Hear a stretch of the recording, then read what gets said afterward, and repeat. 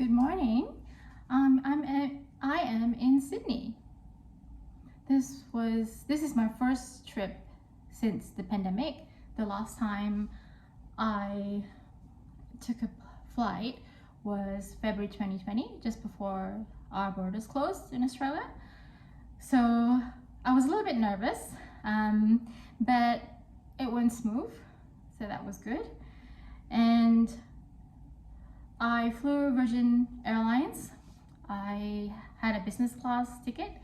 I thought, with all the news of flight cancellations, delays, luggage going missing, if any of that happened, I might have a better chance of being looked after on a business class ticket. For example, because there are less people flying on business class, perhaps if my flight was cancelled, it'd be quicker for them to find me a seat on another flight in the same day. So that was my reasoning anyway. But I also had like almost $1,000 credit with Virgin Australia, so it kind of was a way to use up that credit, because I have 12 months to use it up, and I have only planned to travel in September this year domestically, and September next year. And next year in September, I'm planning to go to the Whitsundays. So that will be, hopefully we'll use up the rest of that credit. So why Sydney? Because it's close. It's an hour and a half flight from Brisbane. And given my anxiety about flying again for the first time after 18 months not flying, I thought I'll just make it easier on myself and pick a short route. So it was pretty good. I had access to the Virgin Australia lounge.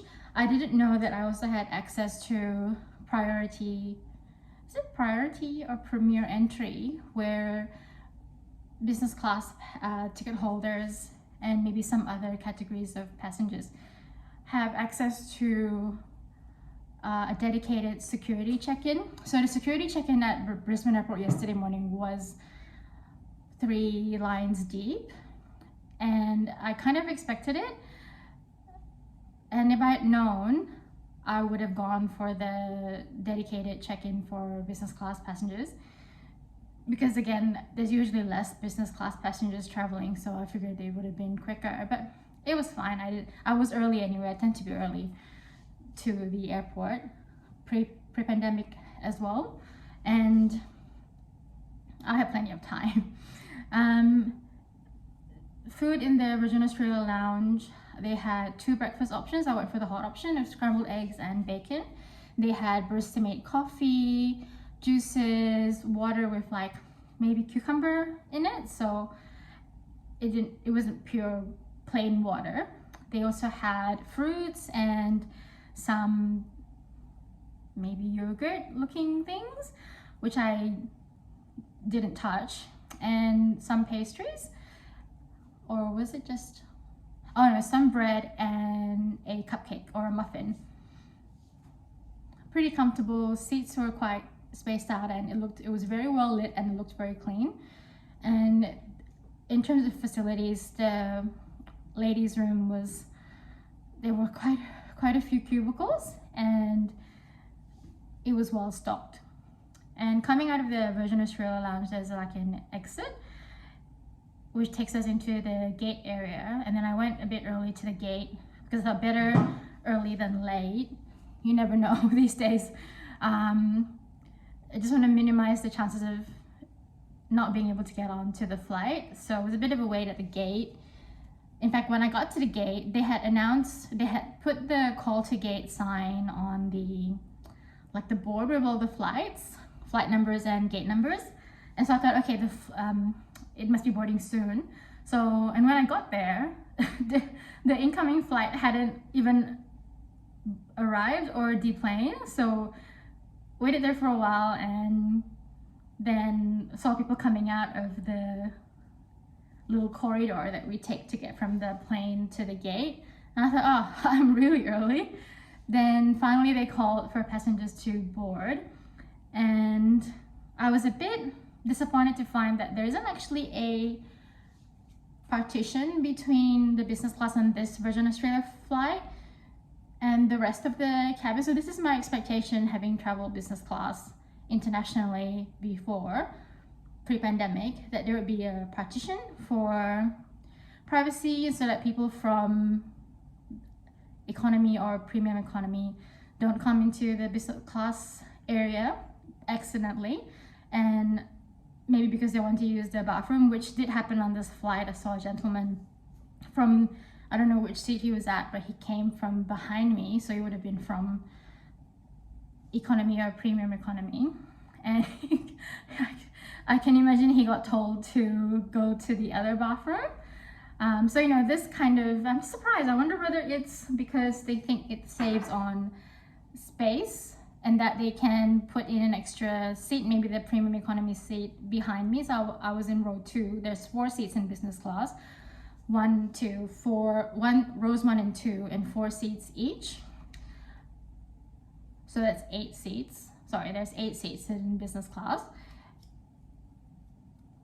And so behind me was a little family, young family, and during the flight, the back of my chair was kicked, no apology, and you know, there was crying and stuff like that. And I kind of think this, you know, I'm on this trip, I am a holiday, like a leisure traveler, so it was fine. I didn't need to be particularly, you know, on the ball to attend a meeting or start work when I arrived in Sydney, but given that Virgin Australia is trying to attract the business traveler who maybe at this moment prefers Qantas, I kind of feel like that kind of thing would be off-putting, having the noise from the other passengers, and then having them, there's more likelihood of there being children in the other class as opposed to adults traveling for business in business class, and therefore the likelihood of, you know, children getting a bit restless and kicking, not meaning to kick the seat in front of them per se, but inadvertently because the rows are narrower in those classes. Luckily I didn't get injured. I already have back problems. So yeah, I think that's something they should consider if they want to attract the, you know, those tickets that cost more, but there's a reason that people pay that much money for those tickets.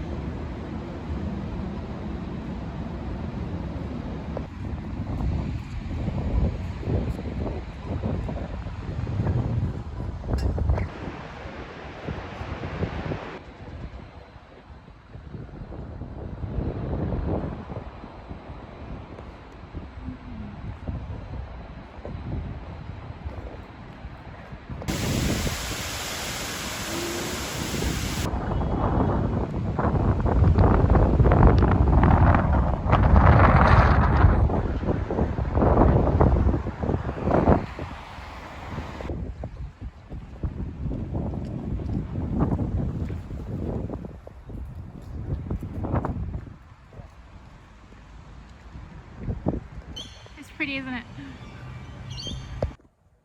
Okay, this is my last morning here in Sydney. I fly out back to Brisbane 4 p.m. So I've just started packing and taking a bit of a rest before I need to get going again. So room was all right, I'd say. The main reason I'm not saying that it was amazing is that there was this smell of like cooking oil. It would appear in the afternoons. So, and yesterday and the day before, it was around 5 when I started smelling it. Luckily, by the time I had to fall asleep, the smell had dissipated. I'm not sure where it's coming from, though I did see this pipe looking thing. I'm not sure whether this is the culprit, but either way, it shouldn't happen. This is meant to be a suite, and if I wanted to be exposed to cooking smells, maybe I would opt to stay in not such an expensive hotel. Location is pretty good. It's exactly as I expected. Most of the things that I wanted to do were a few minutes walk away. The other thing about this hotel is that I'm on, I believe, the George Street side, and that's the QVB. The QVB. So I'm really happy that I got a view, because I think a lot of the hotel rooms, you know, in cities of high rises tend not to have a view. So I'm on the George Street side, and I didn't know until I had to come up to the room that to get to the lift bank is a flight and a half of stairs. So probably not ideal. And I'm not sure how I'm gonna get my luggage down, so I probably need to call the concierge to come and help me, because I always struggle with getting down those stairs with heavy luggage. Staff were really good, really friendly and helpful, and this hotel is known for its quirkiness, and yeah, I would say it's fun and quirky. A little bit dark for my liking, like the decor and the lighting in the room, the hallways. I was a little creeped out by the wardrobe, because it seemed to, I think with the creaking of these floorboards,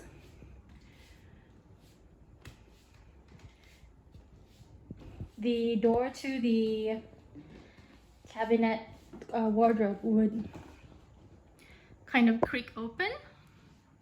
See if this is another view. Yeah, gorgeous view. That's a gorgeous building, the QVB. Quite a comfy bed, nice and heavy blanket.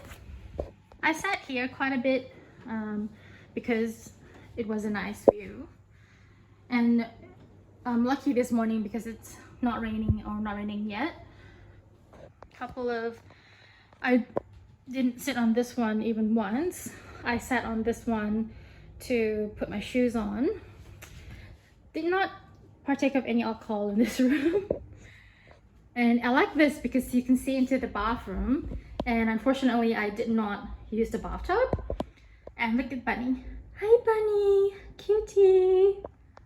So for me, this area here is a bit of wasted space. I had moved these two red chairs here where my suitcase is. They were originally around this round table here, I think because people might have dinner here or something, but I used it to prop up my suitcase. I didn't notice that there was this suitcase stand inside, but I would have had to move the ironing board to get in there. But yeah, I think this area could do with a couch even to soften up the area, because it's even with the 2 chairs here, there was so much space. So I don't know whether this was deliberate, but for me it didn't feel so cozy. Again, in the bathroom, I quite like these toiletries by Kevin Murphy. Smell quite nice.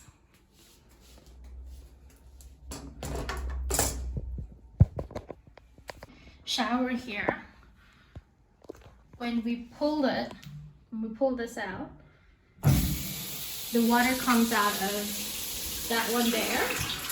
You have to pull this other bit out while the water was running to get the water to come out of the rain head, I think it's called. Dyson hairdryer was okay.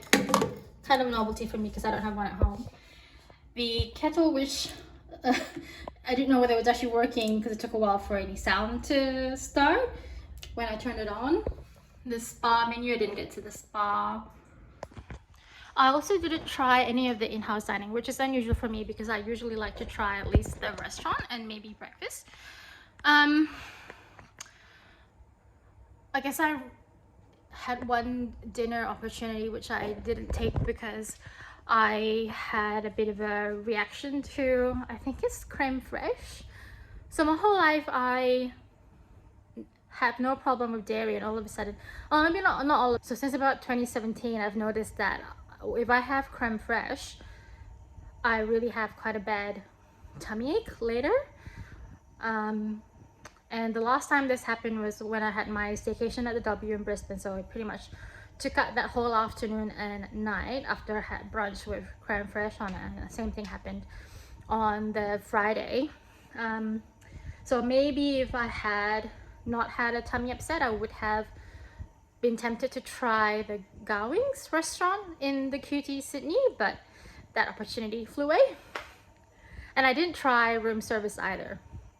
I did have a Coke and a packet of chips from the minibar. Would I stay here again? It's not a bad hotel. I might ask if I do come, I'll ask what's up with that cooking smell. I just tried to get through it during my time here. But you know, Sydney's full of hotels, so, and I like to try different hotels, so the likelihood of me running out of hotels to try and having to stay again at places I've already stayed at is a little slim. It won't happen for a few years yet. So I actually really enjoyed this trip. It's my first trip. I actually thought it was in 1.5 years, but it's actually 2.5 years. My last flight was February 2020, and that's 2020, 2021, so February 22 was 2 years, and then here we are in September. So I actually missed a whole year when I was trying to think of when was the last time I took a flight. So yeah, looking forward to the next time.